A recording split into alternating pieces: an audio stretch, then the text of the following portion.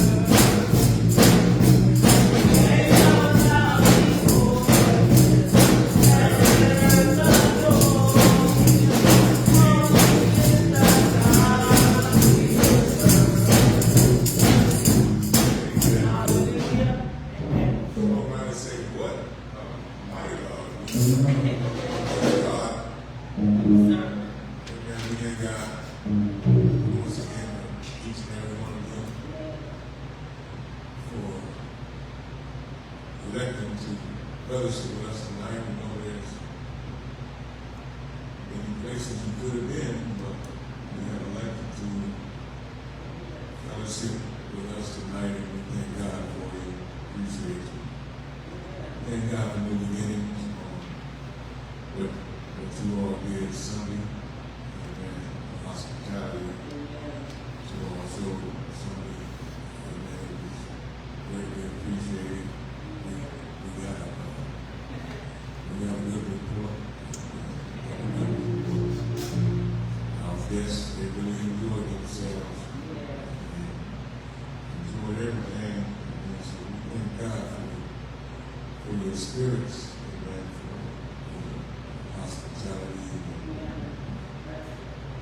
willingness to be used of the Lord. That's what it's all about. And that's what it's all about. You know, it's impossible to think that we're going to go conquer the world and can't get along with each other. We got it backwards. We're not going to knock this world down. There's nothing more important. There was nothing more important to the child of God than another child of God. Amen. The Bible says the first and greatest commandment is the what?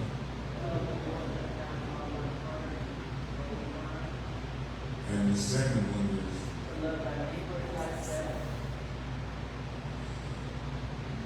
so on these two commands and all the law and the prophets, we got to stay with the book. We got to stay with the book. Them two, loving the Lord first, loving one another second. That'll get you where you want to go. That'll get us where we want to go. So we thank God once again for all that you all have done. Very appreciated. So we went over well. We had a good one. So we thank God. The scriptures say by this, so all men know that you are my disciples.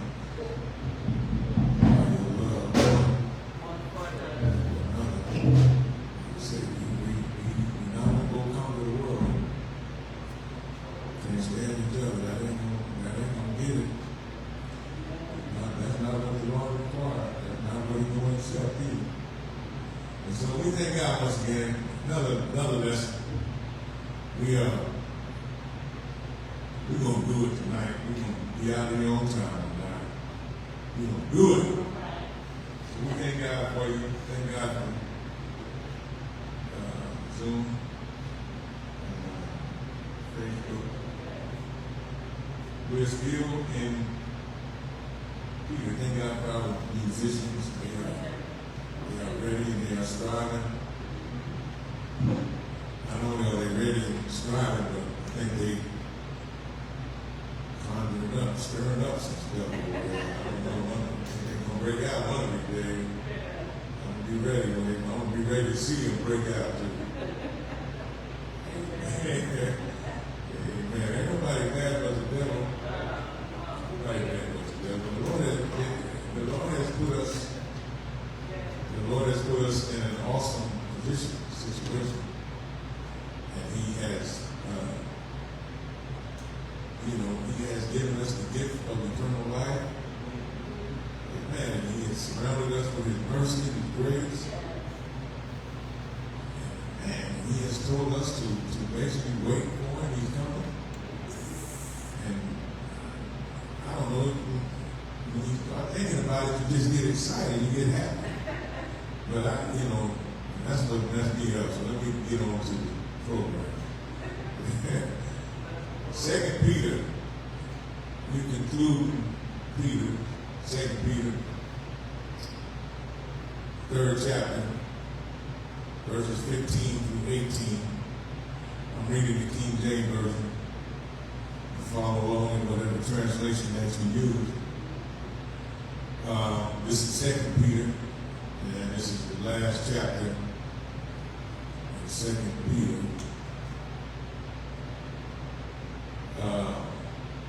And so we're going to start in verse 15.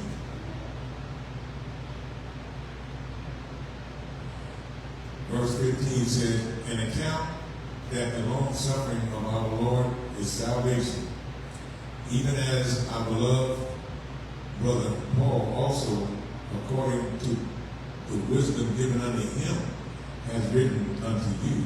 16.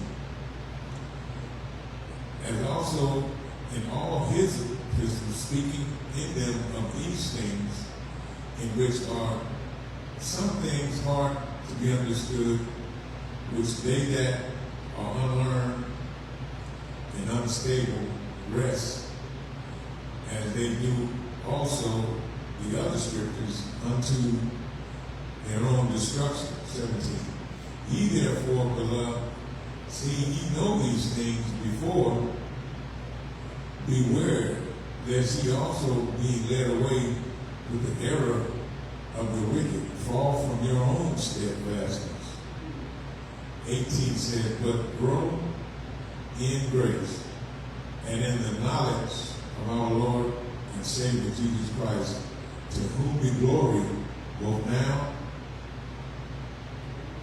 and forever. Amen." And here on the screen,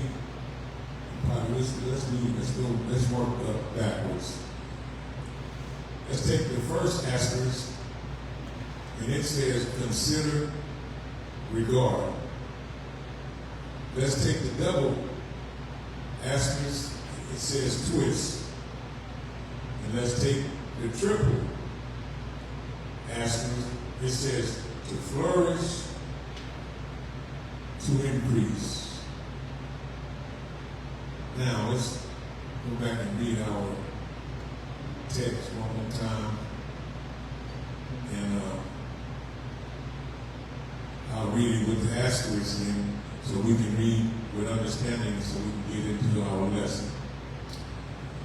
Verse 15 says, "And consider or regard that the long suffering of our Lord and Savior, that the long suffering of our Lord is salvation, even as our beloved brother Paul, also according to the wisdom given unto him, has written unto you." This is Paul, this is Peter testifying basically of Paul writing to saints, basically saying the same thing that he's saying. Or Peter is saying the same thing that Paul is saying. 16, he says, "As also in all his epistles, speaking in them of these things, in which are some things hard to be understood, which they that are unlearned, unlearned there is unsaved, unregenerated, unlearned, and unstable." Now, unstable could be unbelieving believers, but unlearned is unregenerated, non-Christians at that point. Unstable could be those that are just unbelieving believers. He said rest, which is the double asterisk, and that is twist. He said, which are some things hard to be understood, which they that are unlearned and unstable, they twist, as they do also other scriptures, unto their own destruction. 17, "Ye therefore, beloved, seeing ye know these things before, beware lest ye also, being led away with the error of the wicked, fall from your own steadfastness." We got to abide steadfast, grateful. We got to do it. In verse 18, he said, "But grow in grace." That's the triple asterisk, and that is to flourish, to increase in grace. This is what he's telling the saints. He said to flourish in grace, to increase in grace, and in the knowledge of our Lord and Savior Jesus Christ. We know that knowledge is understanding. Knowledge is to know. So what he is telling children of God is we've got to flourish and we've got to increase in grace. Not only that, but also in the understanding of our Lord and Savior Jesus Christ. To him be glory both now and forever. Amen. So, what we're dealing with tonight, our thought tonight is the long suffering of our Lord is salvation. The long suffering of our Lord is salvation. Now, long suffering is patiently enduring,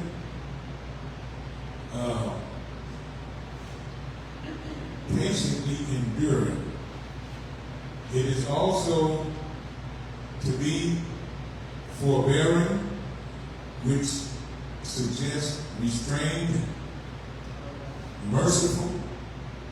It is also tolerant and forgiving. This is long suffering. This describes long suffering. That word salvation is described as deliverance, aid, liberty, rescue. And it also suggests prosperity in the aspect of welfare and health and good. Not in the aspect of being rich and wealthy and that type. We're talking about salvation, This is a description of salvation.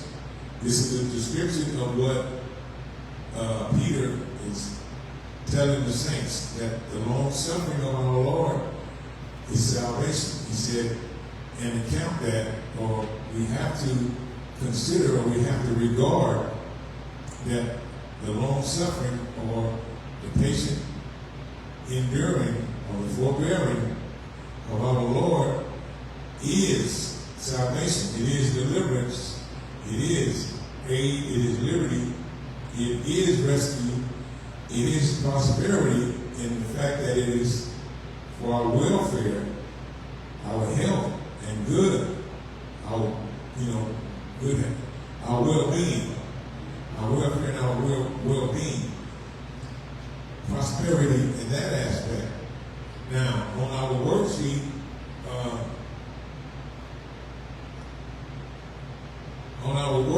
he says, and account that the long suffering of our Lord is salvation. Now, understand, this is 2 Peter. This is Peter's second letter to remember the strangers scattered throughout Pontus, Galatia, Cappadocia, and Bithynia, and so forth and on. And this is the last chapter in the second letter. So where Peter pins on account that the long suffering of our Lord is salvation, even as our beloved brother Paul also, according to the wisdom given unto him, has written unto you. Because if you remember, these saints here are scattered. We know Paul wrote to the Galatians. We know Paul had written to the Romans and the Philippians and to the Ephesians and to so forth and on.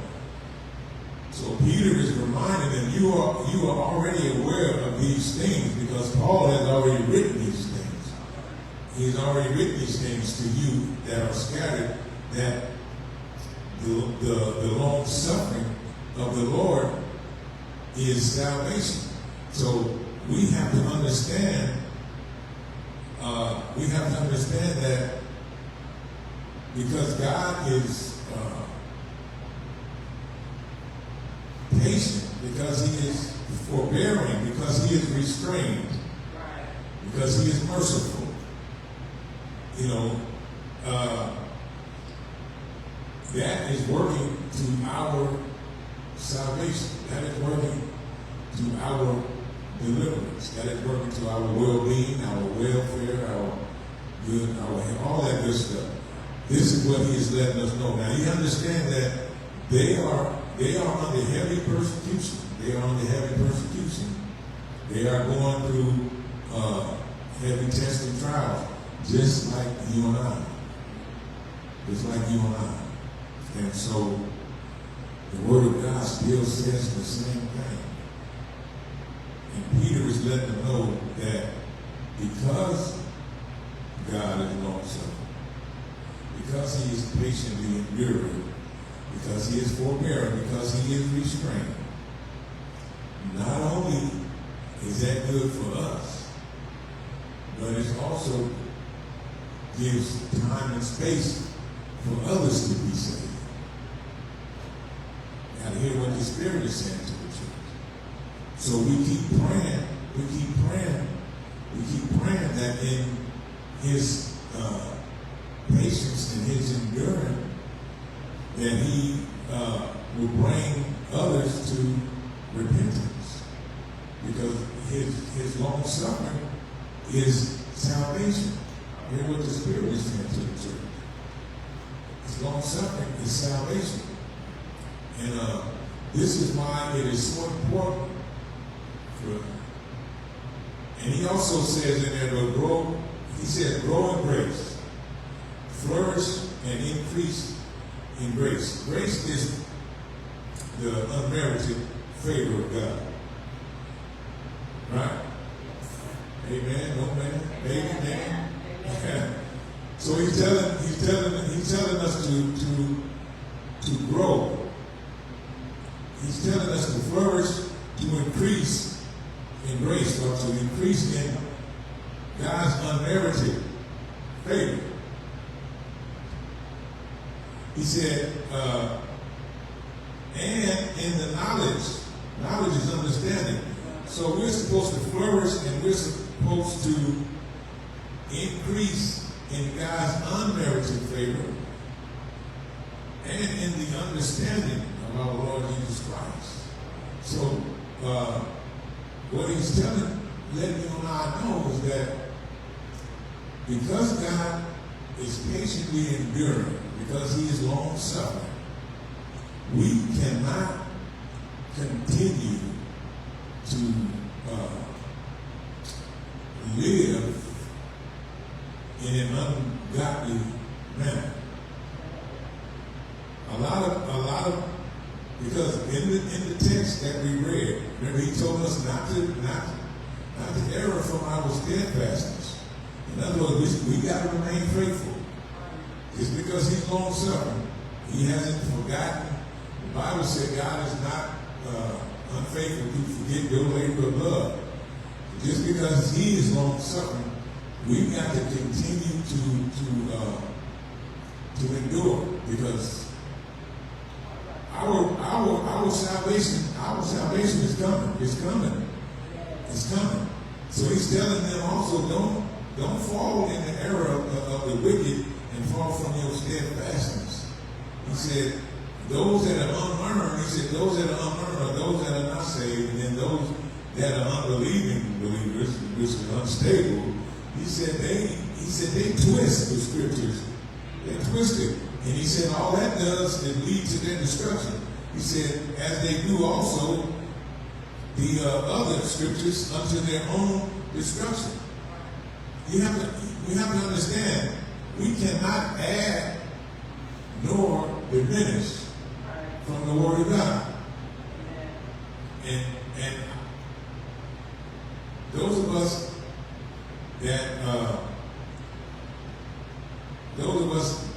that understand that it is by God's grace that he saved us, we also have to understand by that same grace we can't continue running in unrighteousness if we are. God has that same grace that we say, I'm saved by grace. If you and I are saved by grace, then he's telling you and I to flourish and to increase. Not only in that grace, but in the understanding of who the Lord is. We can't testify that we are saved by grace and then out of the same mouth say, but I don't sin as much as I used to. That's not flourishing, that's not increasing in the grace. This is why, thank God, he's long suffering. He's patiently enduring. We'll get into that in the lesson, but I want to kind of set it up. Because we have to understand what the Lord is doing. There's too many doctrines, too many religions, there's too many denominations, there's too many churches. And there's too many of us that are being taught that our salvation is hinging on what we do.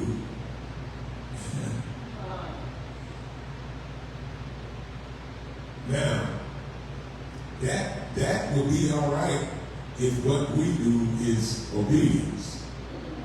Jesus said it this way. I shouldn't say hinging on what we do. Let me correct that. There's too many God's people being taught that our salvation hinges on our works. That's what I meant to say. Too many of us think that we're saved and our salvation hinges on our works. This is why we must teach the truth, because we must understand that Jesus told the disciples that our works is to believe on whom the Father has sent. That's our work. This is why it all circles back to faith. You and I are not going to neglect whom the Father has sent and then call ourselves presenting God some offering that we. And you got to hear what the Spirit is saying. But if you're not careful, this is why the Bible says, don't be moved by every wind of doctrine. Our works is to believe on whom the Father sent. The Bible said, Jesus said, believe on me as the Scriptures have said. You got to hear what the Spirit is saying. We're not going to be saved any other way. Not going to be saved any other way. So Peter is saying, look, the blessing here is that the Lord is long-suffering. And because he is patiently enduring, that is working for our salvation. Not only for our salvation, but it's still giving time for loved ones and other ones to be saved. You got to hear what the Spirit is saying to the church. There was a time when man did what was right in his own eyes. But the Bible said that God is weak at that time. He said, now God commands all men everywhere to repent. There's no more, we are not under the dispensation of time where we can do what's right in our own eyes. You think so? Yeah. Biblically we're not. But the problem is when we're following every wind of doctrine, and doctrine is simply just teaching. When we're following every teaching, you hear people say, well, you got to live your truth. That is the same thing as every man doing what was right in his own life. You got to live your truth. No, you got to live the truth. There was only one truth. And Jesus said, I am the truth. The way, and like, I don't have a truth, you have a truth, she got a truth, he got a truth. This is what, back to your lesson, this is what the unlearned and the unstable are saying. They're twisting the Scriptures. And they're twisting it to their own destruction. This is why Peter says, don't be caught in the error of the wicked and moved away from your steadfastness. You got to hear what the Spirit is saying to the church. This is why we have to come together and we have to teach and preach the Word of God, because of the great thing that the Lord is doing for us.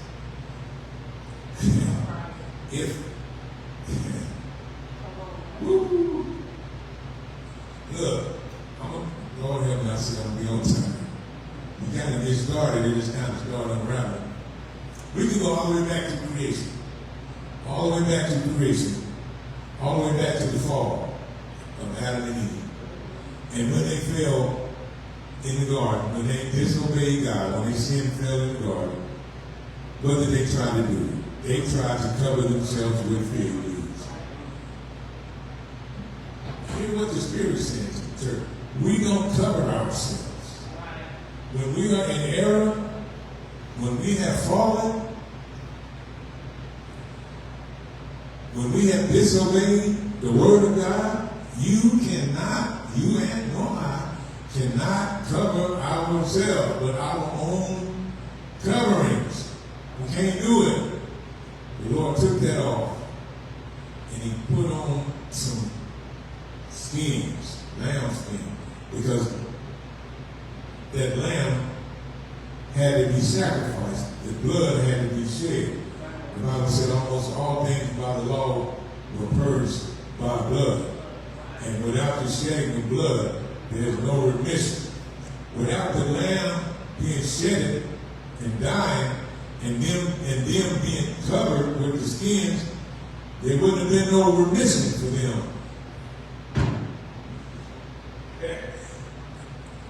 You got to hear what the Spirit is saying. When you stick with the Word is unveiled itself. That has been God's plan from the beginning, to cover us with the blood. You are not going to come up with some work that's going to save you. You got to hear what the Spirit is saying. I know there's a lot of false teachers, a lot of false prophets and bishops that's telling you, oh, you got to go do this, go do that. This is why your Word tells you, don't be moved by every wind of doctrine. Stop chasing all that. We got to learn the Word. It is because God is long suffering. Humanity, we fell in the garden. And so, all right, let me give you a lesson. Now, in our focus verses, Peter, he spoke about Paul, right? Spoke about Paul. He said, my dear beloved brother Paul. He said, Paul been writing about these things in his writings. Romans, 2nd chapter, in the 4th verse. This is Paul to the saints in Rome. He says, or despisest thou the riches of his goodness and forbearance and long suffering, not knowing that the goodness of God leadeth thee to repentance. This whole thing is about repentance, and that repentance and remission of sins should be preached in his name among all nations, beginning at Jerusalem. This whole thing is about repentance. We are not going to make it if we are not a repenting people. We're not going to make it. You got to hear what the Spirit is saying. The Bible declared that the Lord declared that all were under sin. He said all have sinned and come short of the glory. The Lord declared that all were under sin so that all could be partakers of grace. There's not going to be one or two or him or her that's going to make it on their own right. No. God has declared all under sin so that all would be partakers of the grace. You got to hear what the Spirit is saying. That's not what we're dealing with tonight, but that's part of our salvation. He said, where sin did abound, grace did much more abound. Now here, if you go back up, if you go back up even into the first chapter of Romans, where he's talking all that stuff, where people wasn't glorifying God as God. Man was leaving the natural use of the woman and burning, and lusting himself, man with man, and all that. This, and then the second chapter continues with that. Because prior to the fourth verse, he's getting on them about being judgmental. He's getting on them about judging. Because these people are in error and reprobate and abominable and they in sin and they error, he's telling us that we are still inexcusable, O man. Whosoever thou art that judges. Chapter 2 verse 1 says that we are inexcusable. You are inexcusable, O man. Whosoever thou art that judges. He said, for if you judge somebody, you do the same thing. So while you're judging someone for the wrong that they're doing, he said you do the same thing simply because it's wrong to judge. So humans are the only one that put sin in categories. The Lord, no. The Bible said all unrighteousness is sin. All unrighteousness is sin. All unrighteousness. Humans are the only ones that make big sin and little sin. The Lord don't make big sin and little sin. All unrighteousness is a sin, and all unrighteousness need to be confessed and repented of. And so as he goes on to say that, he goes down to the fourth verse and he says, or despises. What does despise mean? Or despise it. Contempt or disregard. He's going on to say that they contempt or people disregard the riches of God's glory and forbearance and long suffering. He said, not knowing, not understanding that the goodness of God leadeth thee to what? Repentance. You just don't judge me. Don't judge me. Because you despise this or you disregard the riches and the goodness and the forbearance and the long suffering of the Lord. Not knowing that his goodness leadeth thee to repentance. The Bible says the wrath of man worketh not the righteousness of God. But the long suffering and the forbearing of God, it leads us to repentance, even if we are in error. This is why I say we have to understand the purpose of grace. The purpose of grace is not to keep running in error and say, oh yeah, I'm all right. No. He said flourish. He said increase in grace and in understanding of the Lord. You've got to understand that we cannot run, continue to run in the Lord in error. He said, don't get pulled away by the wicked and fall from your steadfastness. You got to stay faithful. We got to stay faithful. And understand that the long suffering of the Lord, the forbearance of the Lord is our salvation, because it gives us space to realize, oh, I've been doing that wrong. And we can repent. Because Jesus is soon to come. And if he said now unto him that is able to present us to himself,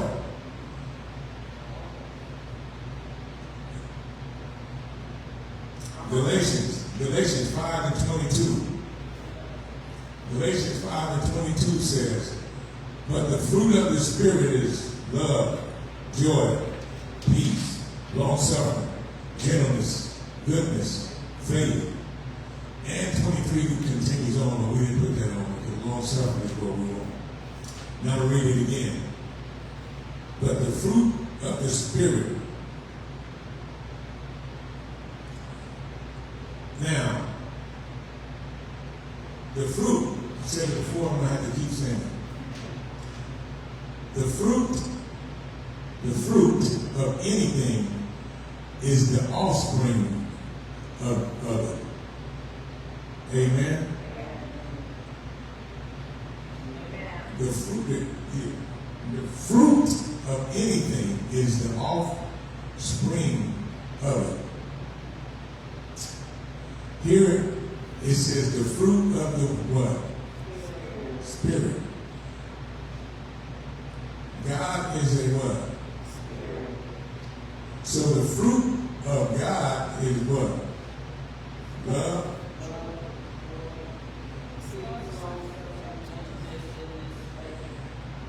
The long suffering of our Lord is what? Salvation. Hear what the Spirit is saying to the church. The fruit of the Spirit. The fruit of the Spirit. The fruit of the Holy Ghost. The fruit of the Spirit. The fruit of the Spirit is the offspring of the Holy Ghost. Is the offspring of God. And God and the Spirit is love, is joy, is peace, is long suffering, is gentleness, is goodness, is faith. So, if there is any other characteristic than this, then that is the fruit of what spirit? That would be the fruit of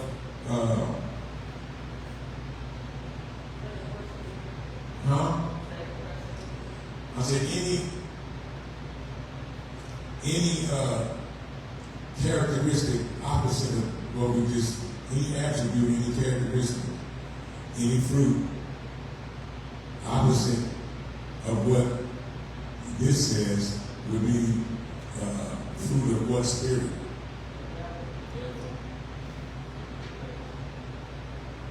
Would it be? I mean, would it be? Be confident now. Be confident. The fruit, we've already established that the fruit of anything is the offspring of it, right?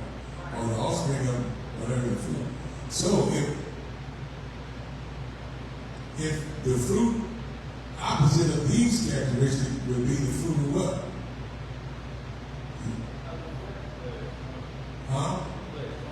Right. Talking spirit and flesh. Be the fruit of the flesh. Would be the fruit of the flesh. Now, our title tonight is the long suffering of our Lord is what? Is deliverance, is rescue. This is why I repeat. If we are not operating under the anointing or the unction of these attributes, thank God that He is patiently enduring. Hear what the Spirit is saying to the church. Don't keep running. If you struggle loving, if you ain't never got no joy, you ain't never got no peace, and you impatient, and you are not gentle, and your faith is greater than you, I believe every other word, I believe this, don't believe that. If this is the fruit, thank God that He's long suffering. You got to hear what the Spirit is saying to the church. Thank God He's long suffering because it is salvation for us. It is deliverance for us. We have to function, we have to operate under the fruit of the Spirit. Don't worry about running out there trying to get no great exploits, no great works. You ain't going to conquer the world and you're not operating in the fruit of the Spirit. Paul said, I can give all my possessions to the poor. He said, I can even give my body to be burned. He said, but if I have not love, he said, I'm a sounding brass and a tingling cymbal.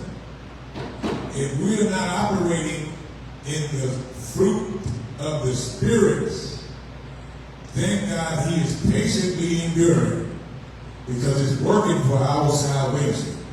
It's given us time to come to repentance. Understand what we're doing. Stop running after these false teachers and excited. The Bible tells us we cannot rejoice in iniquity. We cannot rejoice in iniquity. We cannot have hidden sin in our heart, in our mind, and rejoice over that. You cannot rejoice in iniquity. Paul even said, or despise, or you contempt, or you disregard the riches and the goodness and the forbearance and long suffering, knowing that the goodness of God leadeth thee to repentance. Thank God if I got to work on my love. Thank God if I got to work on my joy. And in the Word of God, Jesus said, he said that he gave us joy, that our joy would be full like his joy. He said, not like the world gave I unto you. Listen, why do we act like we got to steal joy? Why do we act like we got to explain why we got joy? Why do we do each other like that? What you happy about? I don't understand why we put pressure on each other. For what? I got the joy of the Lord. I'm joyous just because I got up today. We always think it's got to be some great exploit. No.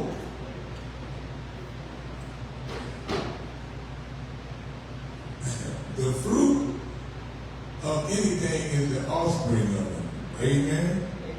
So if the fruit of the Spirit is joy, why do I have to explain to you when I am joyous?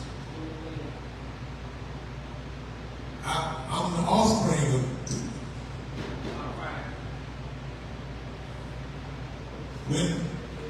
when the Bible says that God has a peace that passes all understanding and will keep your heart through Jesus Christ. Keep your heart. Guard your heart through Jesus Christ. Why do I got to explain to you when I'm not frustrated?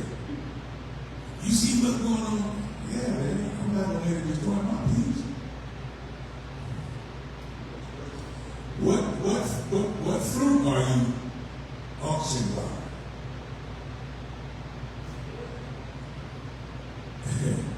We're supposed to be, because we have it. We have it.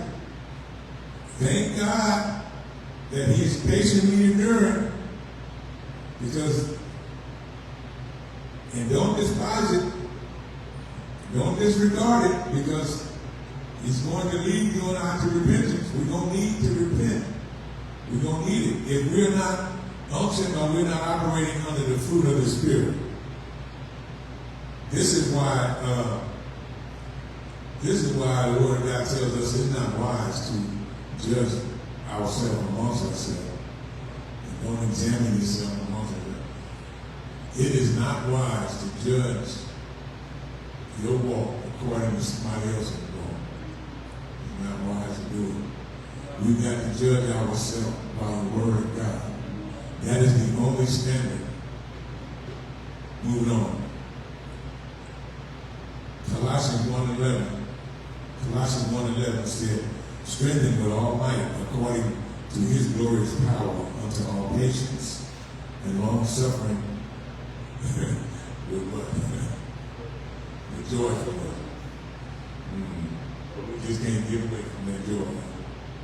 I wonder why we can't get away from the joy.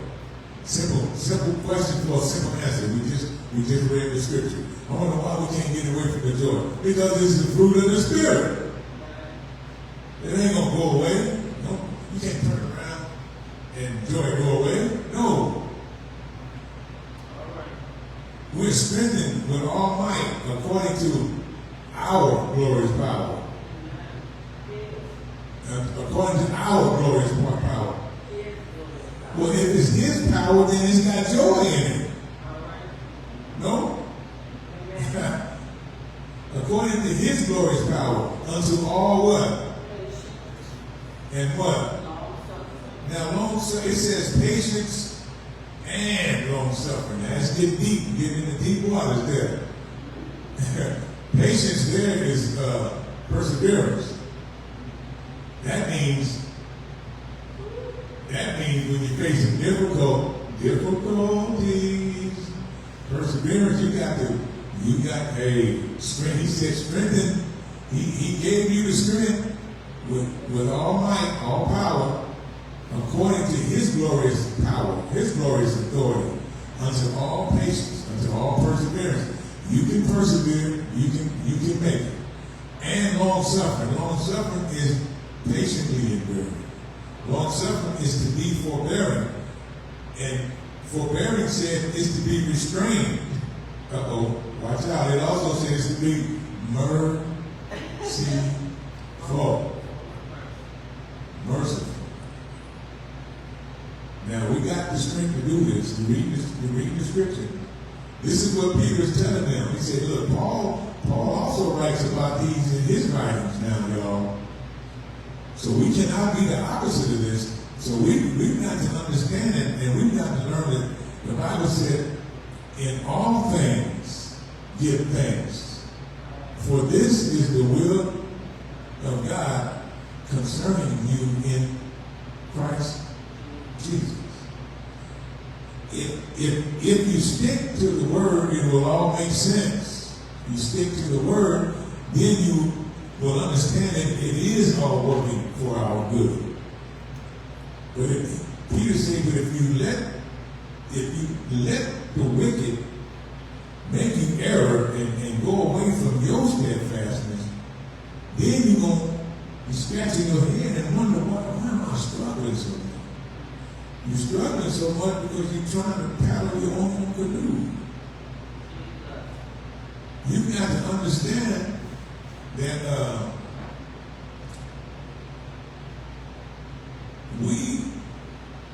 we are strengthened and we are made whom we are by testing trial, by chastening. Chastening is simply discipline. We have to understand God. The Word of God said we have had earthly parents that disciplined us, and we reverenced them, and they did it according to how they felt, according to the crime or whatever, blah blah blah. He said we cannot despise when our Heavenly Father chastened us. He said because that is for our profit, our benefit. You got to hear what the Spirit said. Chastening is just understanding that we have to be a disciplined people. We have to be a disciplined people. He said if we are without discipline, then he said it's like we ain't got no parents. We are doing our own thing. You got to hear what the Spirit is saying. So understand that the long suffering. In other words, understand if the Lord leads you in a test and a trial a little longer than you like,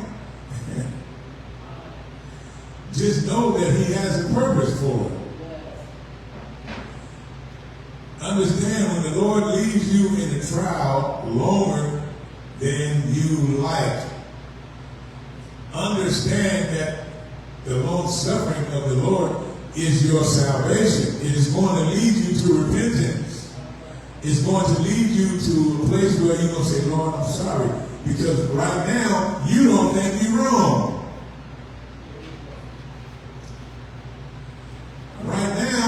don't see nothing wrong with it. Anything. I ain't nothing wrong with that. Right now, you don't have no discipline. He got it chasing us. Thank God that he is patiently enduring, that he is forbearing, that he is merciful, he's tolerant, and he is forgiving. The Lord, the Bible said God is faithful and will not allow us to be tempted above that which we are able to bear. He said, and will, with the temptation, make a way of escape that we are able to bear. He don't say he's going to take it away. He said he'll make a way of escape that we are able to bear. To bear. You tell the Lord, pray to the Lord, tell him to remove that. Okay, you go ahead. Keep praying.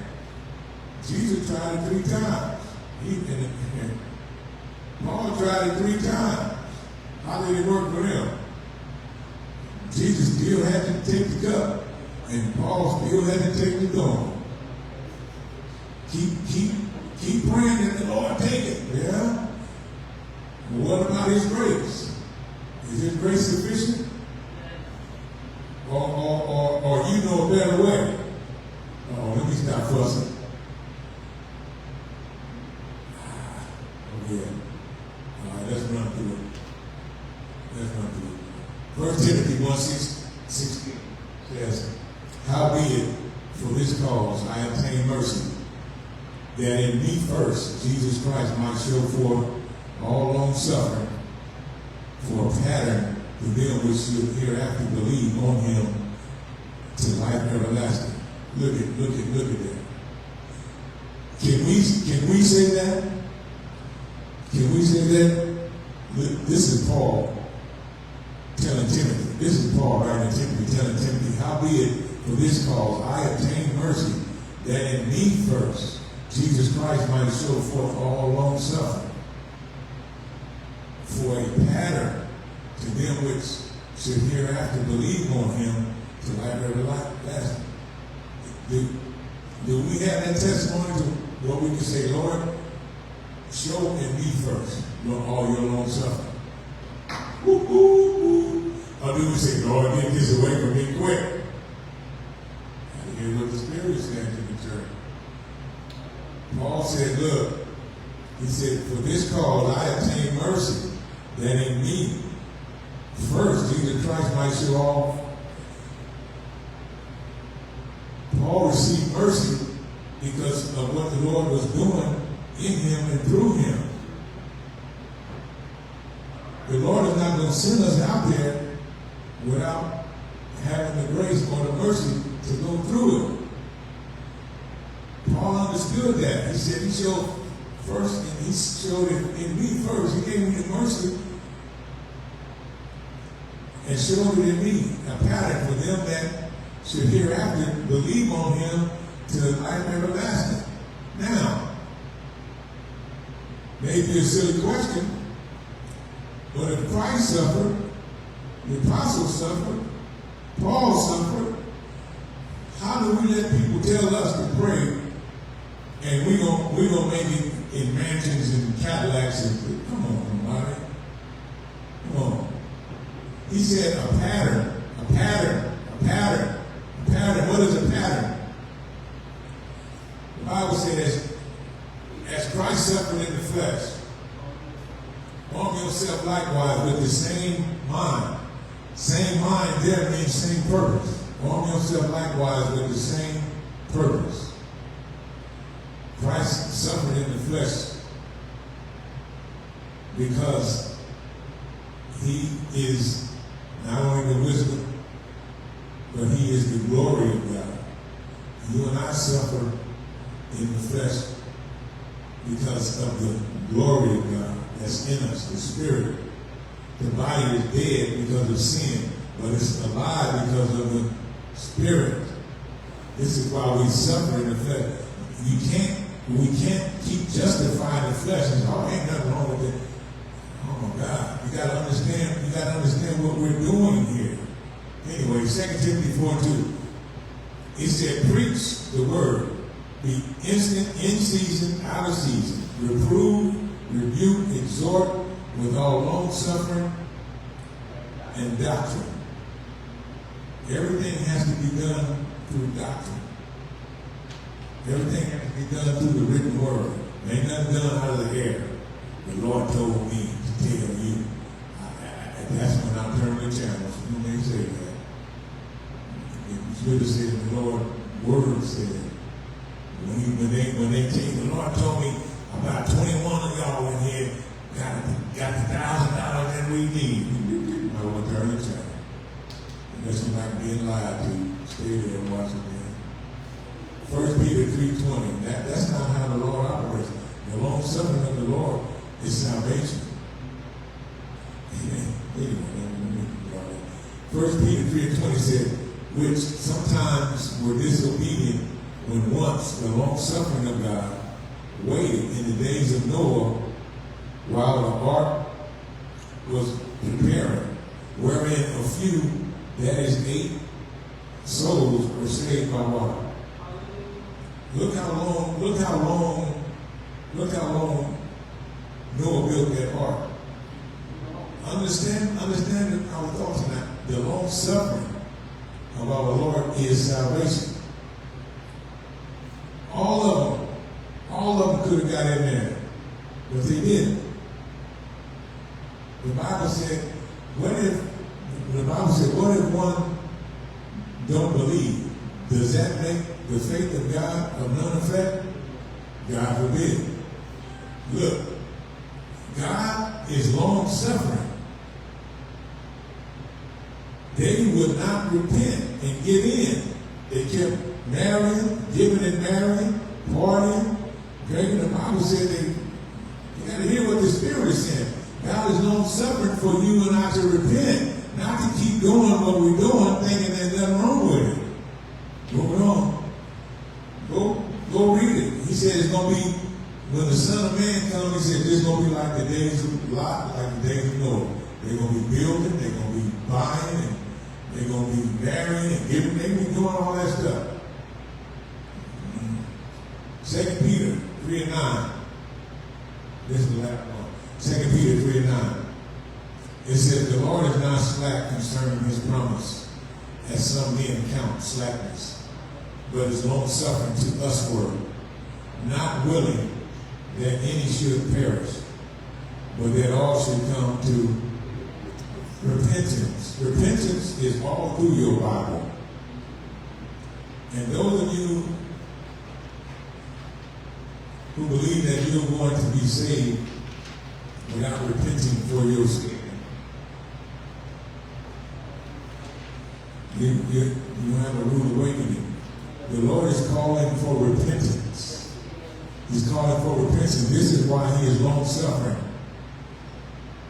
He's calling for repentance. This is why he is long suffering. Because we have to change our ways. We have to be born again.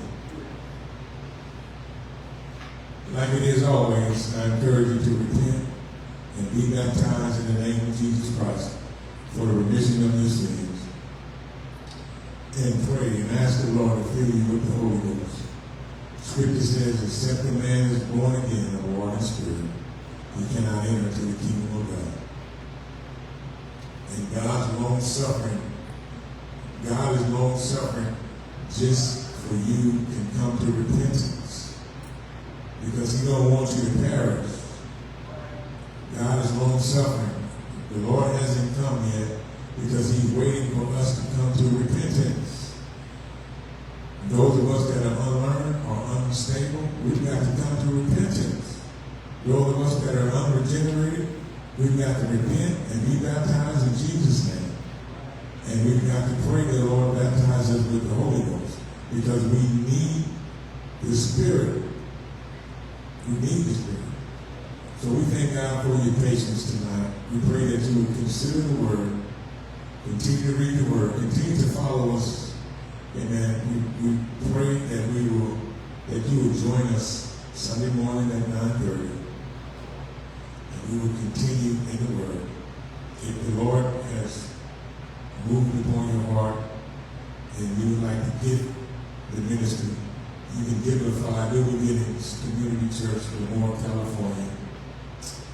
And we thank you for your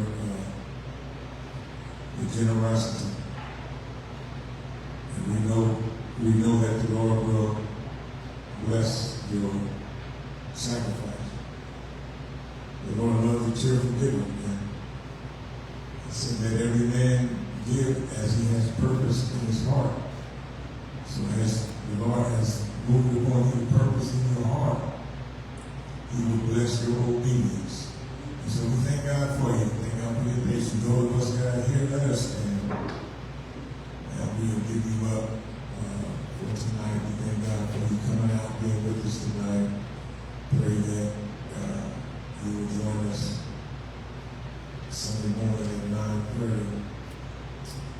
Bow our heads. Dear gracious Heavenly Father, in the precious name of Jesus, we thank you, Lord, for the visitation of your Spirit on tonight. We thank you for the word that we have heard.